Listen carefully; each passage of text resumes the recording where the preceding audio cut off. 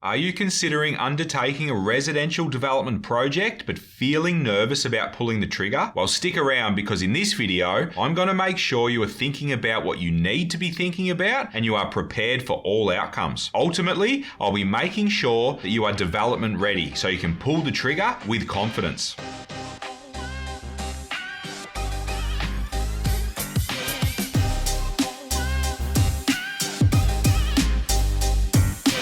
Let's get into it. Hey guys, Peter Kelly here from Little Fish Property Developments, helping you maximize the value of your land and generate wealth through low-risk residential development projects. On this channel, we share everything you need to deliver successful projects time and time again. So if you're new around here, make sure you hit the subscribe button and turn the bell notifications on so you don't miss a thing. If you're about to undertake a townhouse development project, you need to ensure that you enter into it with your eyes wide open. As glamorous as it all seems to be a residential property developer, it's a super high stakes game and it takes no prisoners. Things invariably go wrong. You need to accept this and be development ready for when they do. The key to navigating the pitfalls is having extreme clarity around the potential outcomes, both good and bad, and accepting them and being prepared for all possibilities. Any level of ignorance in this area can be very costly. Here are 7 things you must know before jumping in the deep end with your project to ensure you are development ready. Number 1, know exactly what you can do with the site from a design perspective. You need to be on top of this one before you can even consider your numbers. Having a guess or making assumptions is a dangerous game. The fact is, you play with fire, you may get burned. You need to be patient and disciplined to reach out to your team of experts to get the confirmation and clarity you need. You cannot let fear of missing out on a site drive anything to do when considering a site to purchase and develop. And of course, always take everything you get back, even from the experts, with a grain of salt. Never assume that any information you get is gospel. Do your own due diligence. You need to challenge it and build a narrative from multiple sources to have the confidence you need to move forward with certainty. Number 2 is know your numbers. Understanding your project's numbers before committing is non-negotiable. Appreciate your soft costs, build costs, potential sale costs, and rental yields on the other end. Everything needs to be considered. You cannot afford to miss anything. And you need a realistic contingency in there for not if, but when costs blow out. If there is one thing that I've learned over the journey, things always cost more and take longer. So you need to be prepared and ready for that. You can't be caught with your pants down.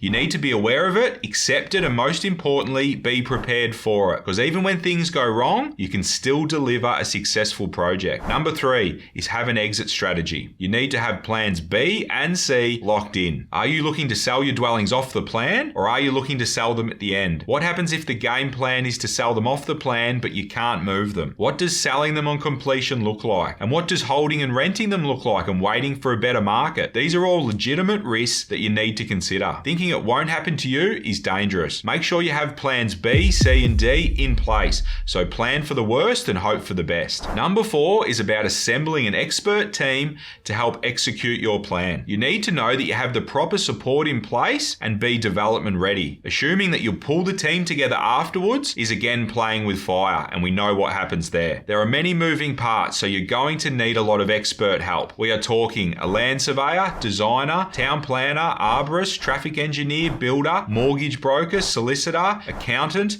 just to name a few. You need to have some confidence and clarity around your development team before you pull the trigger. You can't assume that all these consultants have the required experience in residential townhouse development. All of them are broad industries. You need to make sure that whichever consultants you are looking to partner with have proven experience in doing what you are setting out to do. One thing is for sure, if you get this wrong, it can really be costly. Number 5 is being aware of the time commitment. It will be critical that you have a clear understanding of the commitment involved. You need to make sure that you can realistically commit this to your day-to-day, week-to-week, month-to-month, and year-on-year schedule. Make no mistake, these projects are time suckers, and it's no secret that time is money, particularly in property developing. Number 6 is leveraging quality mentors. Mentors have made the mistakes that you are yet to make. If there are 100 mistakes to make throughout a project and they've made 50 of them, well, they can share the knowledge and experience with you, which means you only have to make the remaining 50. Mentors can be game changers, no question. As I keep saying, developing is a high stakes game, so coming in cold